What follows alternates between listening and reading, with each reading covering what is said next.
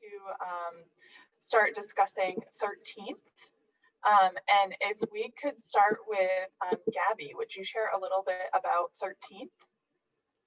Yeah, so 13th is titled after the 13th Amendment to the Constitution, which states, neither slavery nor involuntary servitude, except as punishment for crime whereof the party shall be duly convicted, shall exist within the United States or any place subject to their jurisdiction. So this amendment has a loophole in it, which allows for enslavement to continue through the prison system. And that's what this documentary is talking about. There are historians, lawyers, lawmakers, and activists who are talking about how this loophole has been exploited and the repercussions for that. So that's what this documentary is about at the core, but it gives you not only just the visual, or not only just the interviews with all of these folks, but it also gives you the visual, I guess the visual effect to it. So you're seeing old clips, you're seeing new clips, you're seeing history that is happening as all around us, as we were talking about earlier, and you also get to see the numbers, which I think Professor Raponi will probably be able to explain a little bit better, because this ties in with the new Jim Crow as well. Thank you. Definitely, that was going to be the transition. So thank you, Gabby. Dr. Raponi, could you just chat a little bit about the new Jim Crow and the connection between these two resources? Of course, thank you. So one of the reasons I listed this as a resource that I think is powerful is that students have told me this. Different resources that I've used in teaching over the years, I feel like the film 13th has just been the most powerful for students. A number of them say it has opened my eyes. And the new Jim Crow, which you have up there too. So Michelle Alexander wrote this in 2010. And the film, I think, is very much inspired by her premise. And she's interviewed in it. So you have quotes by her. But she also looks at the history of the legal system going back to slavery, so that slavery was legal. And then, as Gabby mentioned, the 13th Amendment actually has this loophole. And she looks at how the legal system was used to create this caste system. And it just kept changing through time. And I think the film portrays this very well. And in her book, she really does a really good analysis of the changes in the law. And when we come to contemporary times, she looks at all aspects of the legal system. I think a lot of the attention is on police brutality, but to look at how the entire legal system, from judicial decisions that allow immunity for police officers, to plea bargains and how they work, to prosecutors, and the war on drugs. The film also highlights this. The war on drugs is particularly important because I think she makes a very good argument to show that this was used in ways to target poor Black people and poor Black neighborhoods. And she gives evidence for this. I think it's very convincing. I think the movie also highlights this as well. And she also, I could just go on about this book for a long time. She also shows how once you're labeled a felon, a criminal, all the discriminatory policies that we had before the civil rights movement are legal again. So your right to vote can be taken away.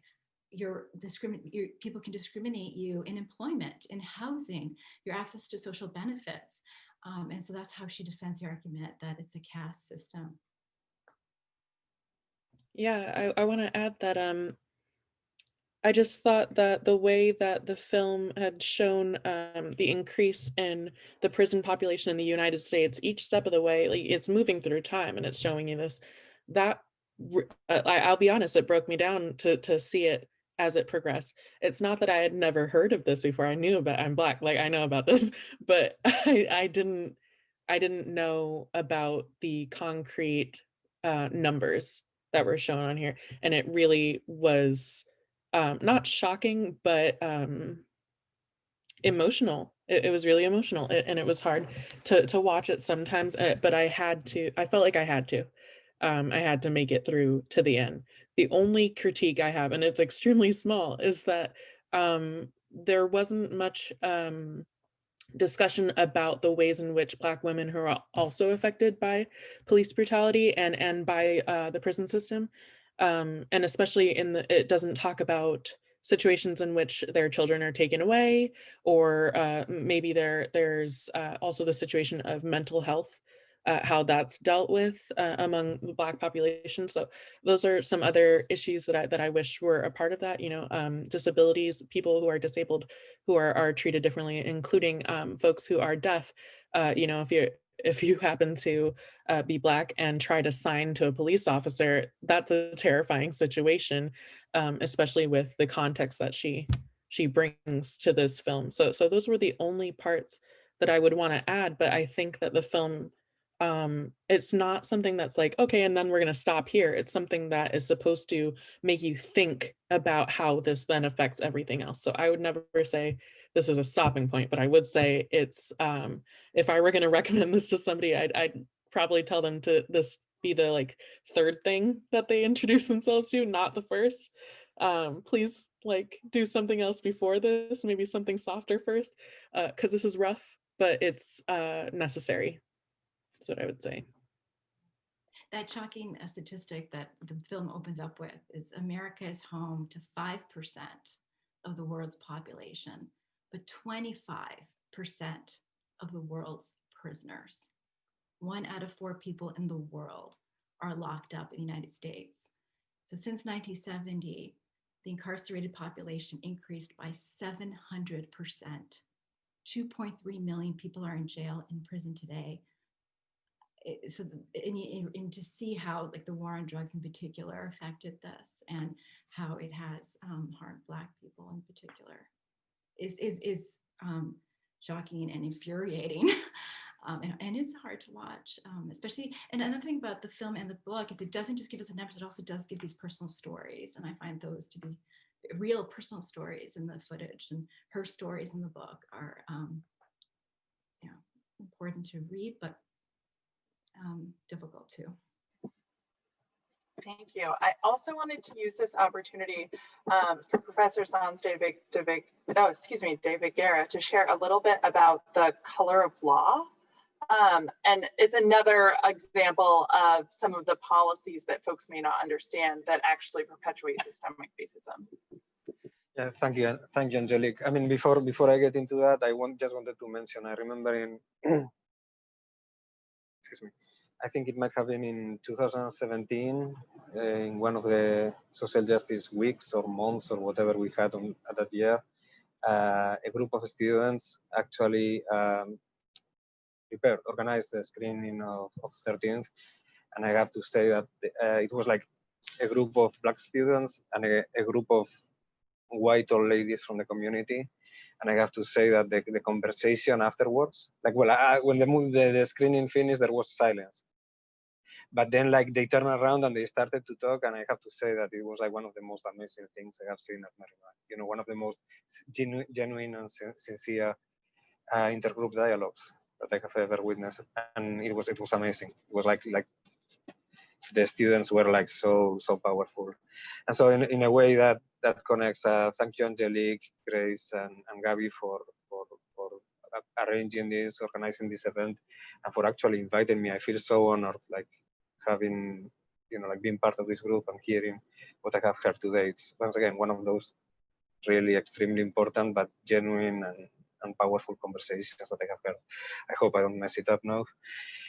So the color of the law is one of the 2 resources that I mentioned. I wish that I had this when I was teaching social justice program. But this is in a way, it's an easy to read, not in the sense of like, oh, it's enjoyable, but it's like a book that takes really complex institutional and legal and historical realities, and it puts them down in a clear manner and with a lot of stories of people, real people, and how they were affected, and takes a real complex issue and lays it down in all its powerful complexity. So this book is about, it starts from with a discussion on whether segregation, housing segregation in the United States was de facto or was de jure. So basically, if it was like just something that happened, that people prefer to live with people who look like them, or whether it was something arranged by law, by policies, basically. And so the author, Richard Rothstein, he kind of like takes apart the whole idea that it was just like a de facto, that just people, it just happens that people live with people who resemble them. And so it goes back into the whole, into US history, and it shows how housing segregation, what is commonly referred to as redlining, or like redlining is what produced housing segregation in the United States, what an insidious, pervasive practice it was, and how like the institutions, federal, state, and local were involved in it. So it explains like how like African Americans especially were prevented from moving into white neighborhoods. How like what sort of effects when people who were not white moved into white neighborhoods, what sort of effects it had, and how like that produced like white flight and all that stuff. So if you don't know anything about it, I would recommend this book. I would recommend first that you take a look at the next resource, the final one that I'll be talking about in a second. But that you check this book because it's, once again, it's easy to read, and not only does it talk about like how institutions produced segregation and how policies that were supposed to help people ended up hurting people, but it also explains very clearly things like what I think, Shannon, I think that you talked about funding when it came to education, where the funding comes from, and it talks also about wealth accumulation, like how, the white people that were allowed to move into suburban areas where the values of the houses went up, how they were allowed to keep accumulating wealth generation after generation, and how this wealth accumulation allowed them to go to college, to improve their lot, etc., etc., etc. While, like just by this little different color on the map of where you lived, where you grew up, how that hinders you from actually accessing all these opportunities and all these resources, and actually hinders you from accumulating wealth in that manner. Okay, so how, like it's not like, like some person might say, oh, it's, like if they don't succeed, it's because they don't want to. No, it's not that. It's just, like the system is rigged. And in this instance, this book shows very clearly how even like something as apparently innocuous, as harmless as like where you live and what house you build, is actually a reflection, or it's actually the consequence of policies that are part of this extremely complex and insidious system that we call racism.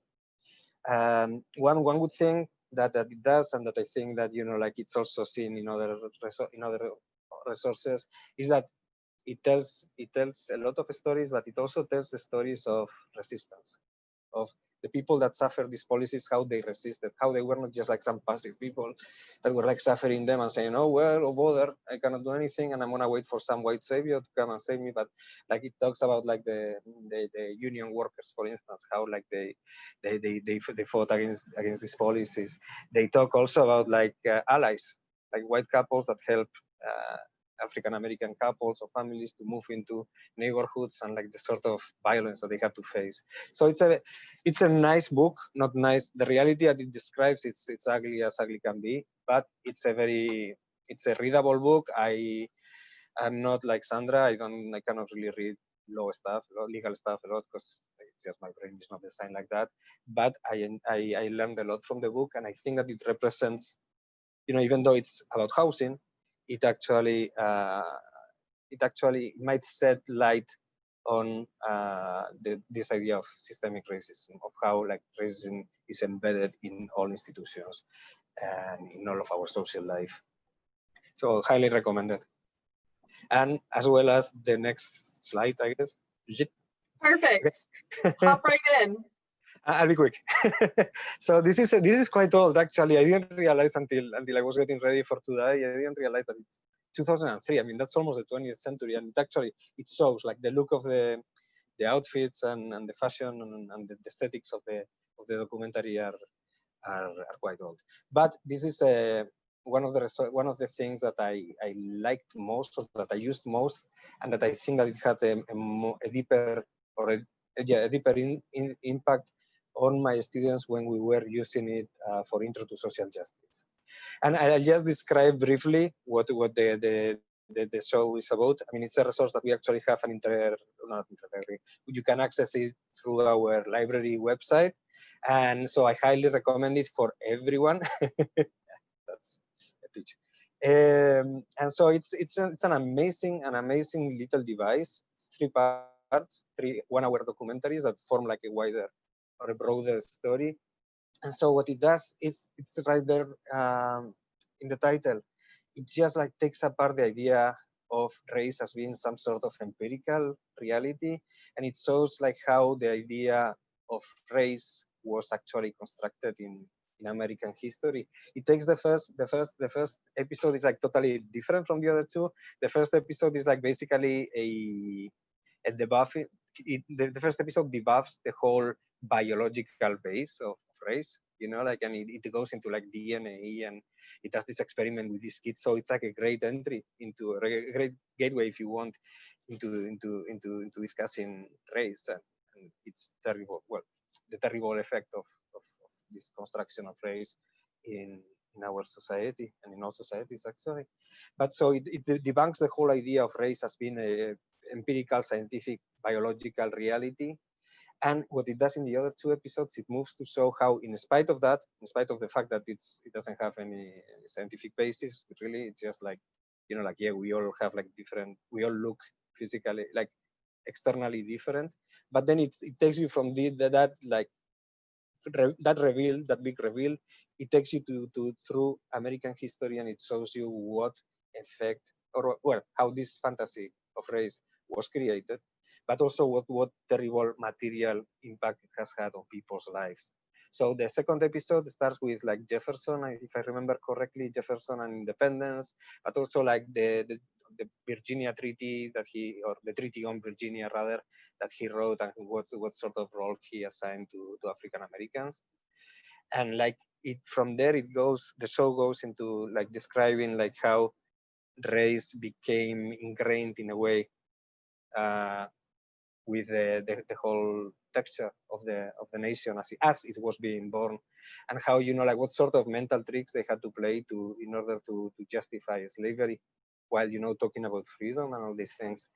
And so like it goes on to talk about like the treatment of Native Americans. It goes on to discuss like the whole hype about physiognomy, and, you know, like the analysis of like the 19th century fake science about like, oh, you know, well, if your skull is this size, then it means this or that, which, you know, not only affected African Americans, it affected other groups. But, you know, it's you know, like it was like one of the bases for discriminating against African Americans, by saying that physically they had like these characteristics that made them unlike the default white people, if you want. And then the third episode is fascinating, because it starts talking about like naturalization, and how, you know, how like ethnic Europeans, like Mediterranean Europeans, who were coming in massive numbers at the end of the 19th century and the earlier part of the 20th century, as well as Jews coming from Europe at the same time, how they were, at first they were considered like a different race, or different races, but then how little by little they started being incorporated to the idea of whiteness, in order to, well, you know, like drawing in a way a line in the sand that eventually it will bring into the whole creation, or it will bring us into the whole creation of suburbia and the materials covered by the color of the law that I was just talking about.